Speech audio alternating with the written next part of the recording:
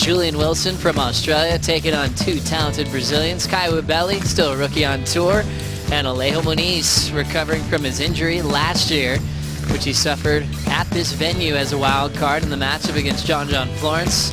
Now back and ready to do battle in beautiful conditions. Qualified in a breeze and had an exciting rookie year alongside Alejo Muniz that year in the Rookie of the Year race. Alejo's up now.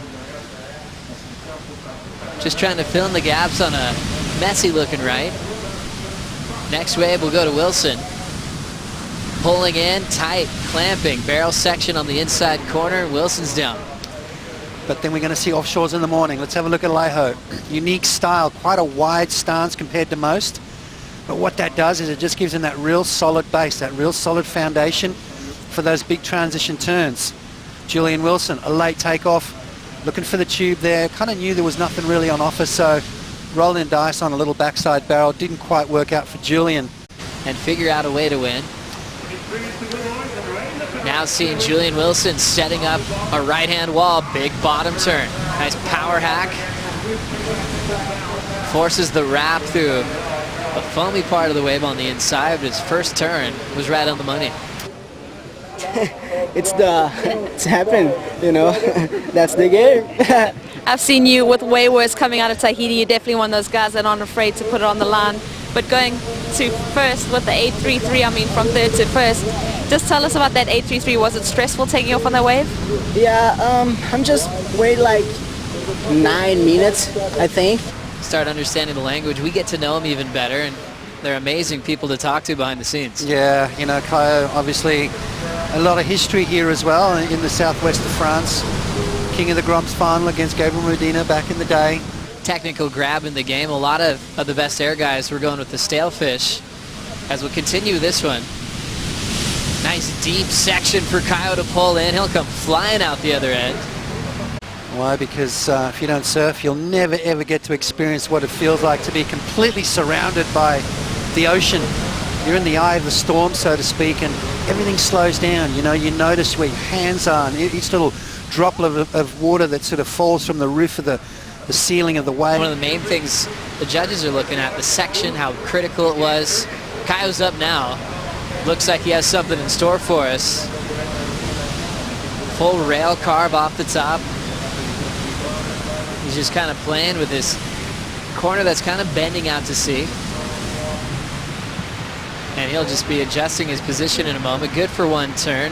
You know, to me, to boost an air in ways like that, that's when it starts getting dangerous and tricky. Kyo Belli, beautiful rail work from him right there. It's an old school approach, really, just solid on his feet, very similar to Connor Coffin, I reckon. Both sort of out of that same sort of mold, that real nuggety, strong sort of solid guy. Not a lot of movement in the upper body. That's why he's got the yellow jersey on. While we checked out the recap, Julian Wilson got this left bots. Yeah, Julian's got to get busy. Looking for something special here, finding that inside. Nice floater transition turns right there, not quite nailing. We've seen a lot of wipeouts towards the end of waves. Guys trying to force the issue. Guys trying to put that extra little 0.5 on the end of their rides. Now looking at 9:45 on the clock, our heat leader, Caio Ibelli, frames it up beyond vertical. Combos it up with a backhand carve. This wave trimming with size, but a beautiful left-hand corner to pick off. The next wave goes to Alejo Muniz. Will catch up to his finishing move. Of trying to protect your lead, you want to try and increase it every time you take off. You want to better your situation. Alejo, beautiful wrapping snap right there, and then throws that tail into it. Beautiful layback turn that we like to see. Not enough of it, I reckon. Caio, nice and vertical, real critical stuff. We talk about how the judges are going to eat that vertical surfing up. It's tricky to do out here. As that tide gets lower, obviously we're going to see that face get a little bit more vertical, obviously earlier with that higher tide. You know, that part of the surfing, that's part of the sport is getting stronger. It's just giving these guys more tools to come in on the big stage and perform, as is this man right here, Julian Wilson. He's pretty much won everything you could possibly win in that junior as well as amateur division. This guy was destined for greatness, that's for sure. A nice little wave there to try and get himself back in the heat. But this man seems to be on some sort of roll here, looking real strong on his feet, picking some nice waves. And you know what, you can see that wobble starting to come into play with that low tide and that wind starting to affect it. all surfers though, opening with some big turns. It's all about that backup wave that we're looking for right now. And at the moment, Caio with a pair of 6s, and that is the difference. Julian Wilson with a 5.0 on that last roll of the dice, not enough. Still looking now for a 7-1-3. Julian going for broke right there. Big backside rotator. Really special and how much it takes for them to earn something really big. Yeah, well, you know, you go for something crazy, you know, you might make 1 out of 10. Here we go. Wilson, ton of speed. Driving hard off the bottom. Blows the tail out the back on the first turn. He's going to get stopped short. Just showing something different, which is what you have to do. Let's have a look here as he drives off the bottom. Watch this little drift. Boom. See that little slide right there? There's all these little bits and pieces that are so hard to see with the naked eye. Sometimes you've got to slow it down. Never been any better, so need a bit of time off to get those things fixed. Now having a look, Wilson checking out this important right-hander with 40 seconds to go. Wraps it off the top, speed float down the line. Little snap climb, and he'll just carve his way through the inside corner, realizing this will be his last opportunity to skip into round 3.